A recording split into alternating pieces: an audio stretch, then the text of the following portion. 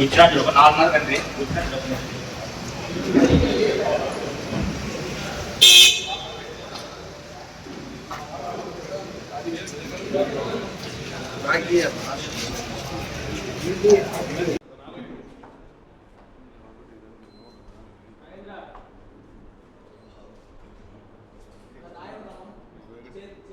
నాలుగు దగ్గర చేర్లు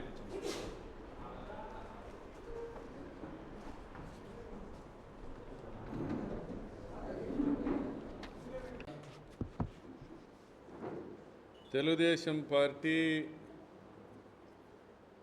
శాసనసభ్యులు ఎంఎస్ రాజు, అమిలినేని సురేంద్ర, పరిటాల శ్రీరామ్ సంయుక్తంగా ప్రెస్ మీట్ పెట్టడం జరిగింది. మరి పరిటాల సునీత కూడా నా మీద కొన్ని వ్యాఖ్యానాలు చేయడం జరిగింది. జరిగిన సమస్య ఏంది, దాంట్లో పూర్వపరాలు ఏంది, ఏ నేపథ్యంలో వరుస సంఘటనలు జరుగుతున్నాయి అనేది నేను విశదీకరించడం జరిగింది. లోకేష్ అనంతపురానికి వచ్చినప్పటి నుంచి మే 14 నుంచి నిన్నటి వరకు జూలై 3 వరకు వరుస సంఘటనల గురించి చెప్పడం జరిగింది. ఇవన్నీ లింకప్ చేస్తే ఫ్యాక్ట్స్ ఎవరికైనా అర్థమవుతాయి, తలలో గుజ్జుండవానికి. అయినా మీరు మాట్లాడారు కాబట్టి తప్పడంలో చెప్తా ఉన్నా. బాబు రాజు, ఎంఎస్ రాజు తమ్ముడు, చెప్పుల షాప్లో పనిచేసే దగ్గర నుంచి ఈరోజు లోకేష్ బినామీగా ఎదిగేంత వరకు నీ చరిత్ర అందరికీ తెలుసునన్నా. భూస్వాముల ఇళ్లలో పుట్టి 100 కోట్ల కాంట్రాక్టులు చేసి కూడా మేము బాడిగ ఇంట్లో ఉన్నాము అంటే ఎవరు నమ్మడంలే తమ్ముడు. నువ్వైనా నమ్మినావు. రెంట్ కట్టడంలే అని పదే పదే చెప్తాను. థ్యాంక్స్ రా నాన్న, నువ్వన్నా నమ్మినావు తమ్ముడు. నాకు ఒకటి అర్థం కాలే, ఎమ్మెల్యే అయిన 3 నెలలకే 7 కోట్ల విల్లా ఎట్లా కొంటివిరా బాబు? 7 కోట్ల విల్లా ఎట్లా కొంటివి? సాక్షి ఆఫీస్ పక్కన నీ పార్టీ ఆఫీస్ ఏదైతే ఉందో అది కూడా కొన్నావంట కదా. బెంగళూరులో కూడా ఏదో ప్రాపర్టీ కొన్నావంట కదా బాబు రాజు. అమ్మ బాబాయ్, నీకు 4, నువ్వు హైబ్రిడ్ రాజు, మామూలు రాజు కదా. 4 పదవులు: TTD board member, state SCCL అధ్యక్షుడు, జిల్లా పార్టీ అధ్యక్షుడు, ఎమ్మెల్యే.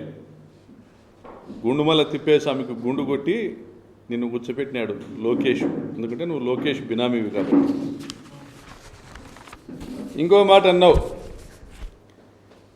లోకేష్ది టికెట్లు ఇచ్చేస్తాయి, మనందరిది యాచించేస్తాయని. కేర్ ఆఫ్ ప్లాట్ఫామ్ వాళ్ళు, కాంట్రాక్టుల కోసం పరుపులు పరిచేవాళ్ళు టికెట్లు యాచించాల, చేతులు చాపాల. నాలంటోడు కాదు, జనంలోంచి పుట్టినాం, జనంతోనే బతుకుతా ఉన్నాం. మా జీవితకాలం జనం కోసమే వెచ్చిస్తూ ఉన్నాం. మా సంపాదన, మా కాలము మొత్తం జనం కోసమే వెచ్చిస్తూ ఉన్నాం. మా నియోజకవర్గంలో సందుకు పోయినా, ఎక్కడ పోయినా ప్రకాష్ రెడ్డి అంటే ఏందో చెప్తారు, మీ కార్యకర్తలే చెప్తారు. మా వాళ్ళు చెప్తే అది సెల్ఫ్ డబ్బా అనుకోవచ్చు. ఇంకా నువ్వేంట్రా నాన్న, ధర్మవరంలో ఉన్నావు, నీ పని ఏదో చేసుకుంటా అన్నావు, అగరొత్తుల గురించి మాట్లాడుతూ అన్నావు. చమన్ సాబ్ అనుకుంటివా అగరొత్తులు పెట్టేదానికి? చమన్ సాబ్ అనుకుంటివా అగరొత్తులు పెట్టేదానికి? అయినా నాకెందుకురా గన్మెన్లో బుల్లెట్లు ఎన్ని వాడారో గవర్నమెంట్కి లెక్కలు చెప్పాలా. నేను లెక్కలు చెప్పాల్సిన అవసరం లేదు. మరి నాకెందుకు గన్మెన్లో? మరి ఏమో సునీతమ్మకు పొద్దాక చచ్చిపోయిన మొగుడిని లేపుకొని ఏమో 7 ఏళ్ళ తరబడి రాజకీయం చేస్తుంది. సంవత్సరానికి ఒకసారి వర్ధంతి, ఒకసారి జయంతి. పరిటాల రవి పేరు చెప్పింది ఏమో పూట గడవదు. ఎందుకంటే ఈ అమ్మ పరిస్థితి ఏందో తెలుసు పరిటాల అభిమానులకి. అది కాదు సునీతమ్మ, నాకు అర్థం కాదు. నిన్న ఒకటి అడుగుతా, నీ మొగుడు నీకు కల్లోకి రావాలా కానీ నాకెందుకు వస్తాడు కల్లోకి? మర్చిపోయినావా? కళ్ళకి కూడా రానంత మర్చిపోయినావా? నీ మొగుడు నీకు కదా కల్లోకి రావాలి, నాకెందుకు వస్తాడు? మరి ఇంకా ఏదో చెప్తా అన్నారు.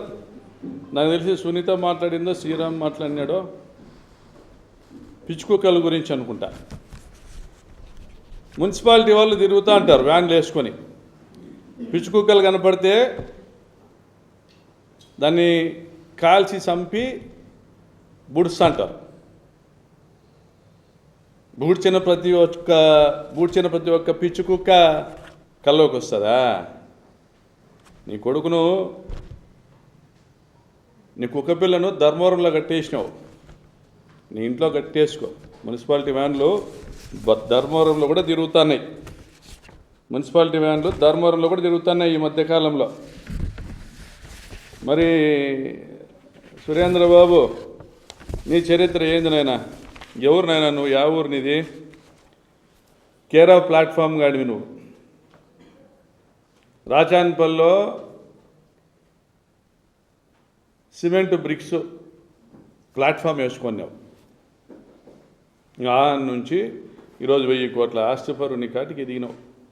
మరి ఎవరి బినామీవి? 100 కోట్ల ఆస్తులు, 1000 కోట్ల బ్యాంకు బ్యాలెన్స్లు యాడ్ నుండి వచ్చారు.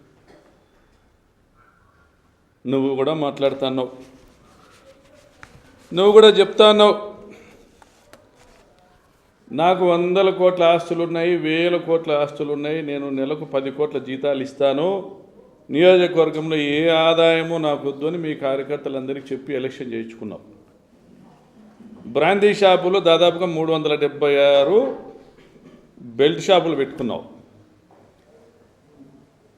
పరిటాల శ్రీరామ్ మాదిరి నువ్వు కూడా ఒక క్వార్టర్కి 50 రూపాయలు ఎంఆర్పి మీద అదనంగా వసూలు చేస్తున్నావు.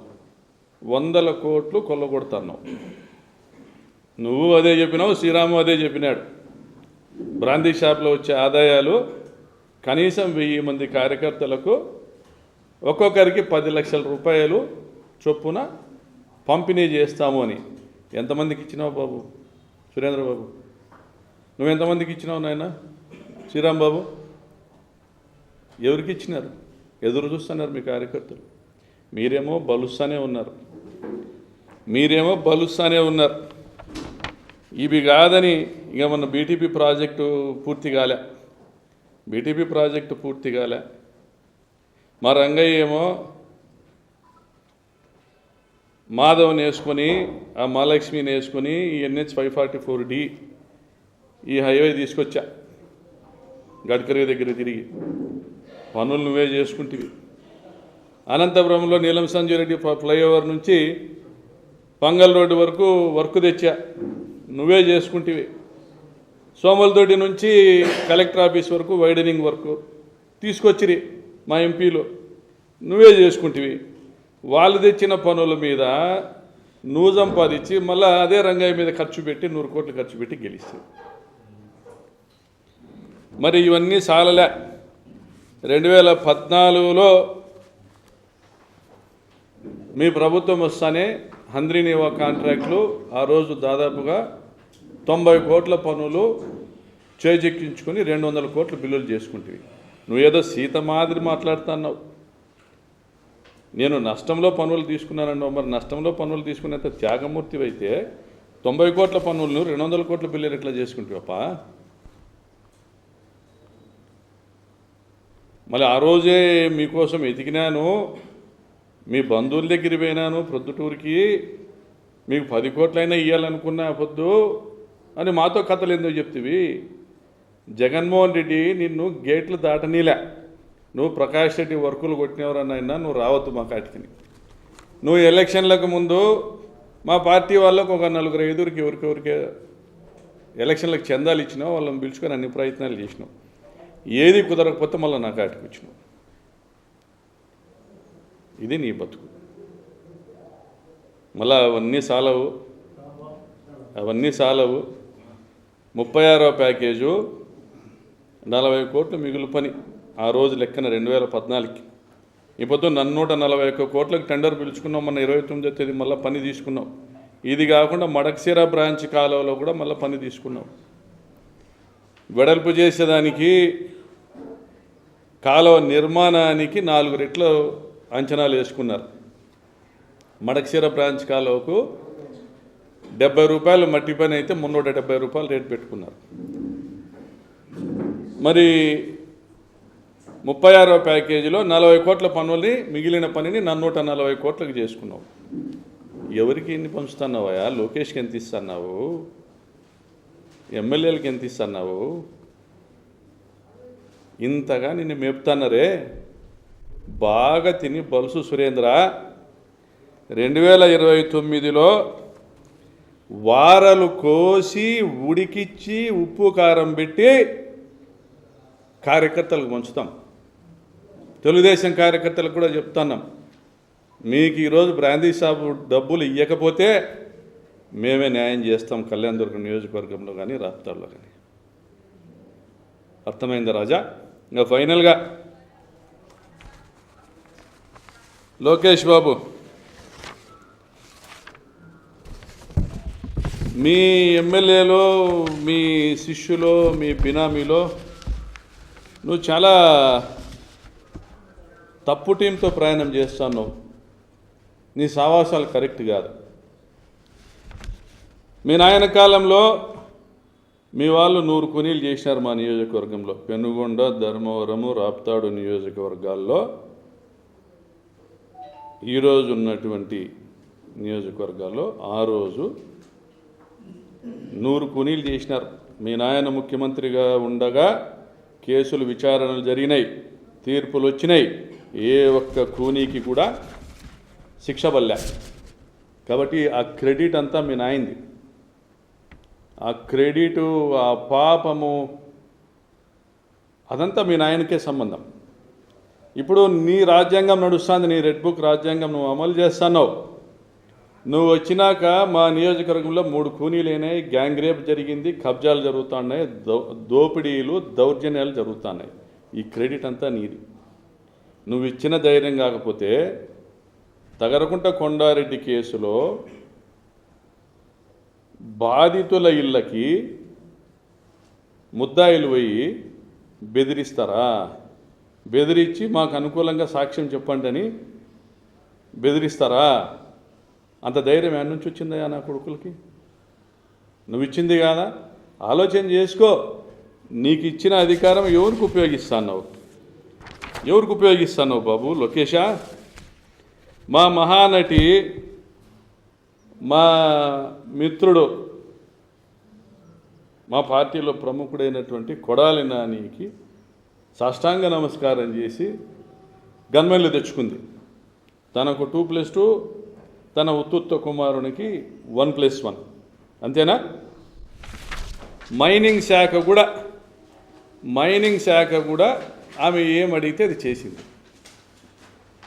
మైనింగ్ శాఖ కూడా ఆమె ఏమడిగితే అది చేసింది. ఆమె సివిల్ సప్లైస్ ట్రాన్స్పోర్ట్ కాంట్రాక్ట్లు కొనసాగినాయి. మరి ఈ మర్మం ఏంది లోకేషా? నువ్వే పంపించినావా అని పని జరుపుకోమని. చివరిగా కొసుమర్పు ఆమె దగ్గర ఓఎస్టీగా పనిచేసినటువంటి ఒక అధికారి ఈ మధ్య మాట్లాడుతున్నాడంట. మా పార్టీలోకి మీ సీనియర్ నాయకుడు ఒక ఆయన వచ్చినాడు. ఆయన మొన్న మా బాస్తో చెప్తాండా, అన్నా సునీతం అంటాందంట, ఆ ఓఎస్టీ సోన్సో రెడ్డి చెప్పినాడు, ఇప్పుడు ఎలక్షన్ పెడితే కూడా 150 సీట్లు జగన్ గెలుస్తాడు అని అంటాందంటనా అని చెప్తున్నాడు. ఇట్లా ఆల్రెడీ మా బాస్కు ప్రేమ లేఖలు వస్తున్నాయి. నాకు తెలిసింది ఇది ఒకటేనబ్బా, తెలియకుండా ఎన్ని లేఖలు వచ్చినాయో నువ్వే చూసుకున్నాయినా. 29లో ఏడుంటావో ఏమో, జాగ్రత్త పడు. చివరిగా చెప్తానా సురేంద్ర, 2029లో జగనన్న సీఎం అయ్యేంత వరకు ఏ త్యాగాలైనా చేస్తాం.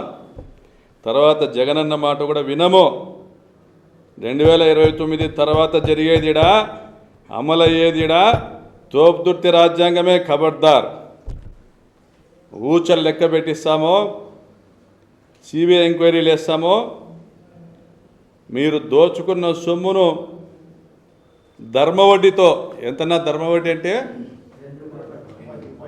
రూపాయిన్నర వడ్డీతో వసూలు చేసి మీ కార్యకర్తలకు మా కార్యకర్తలకు కూడా పంచుదాము.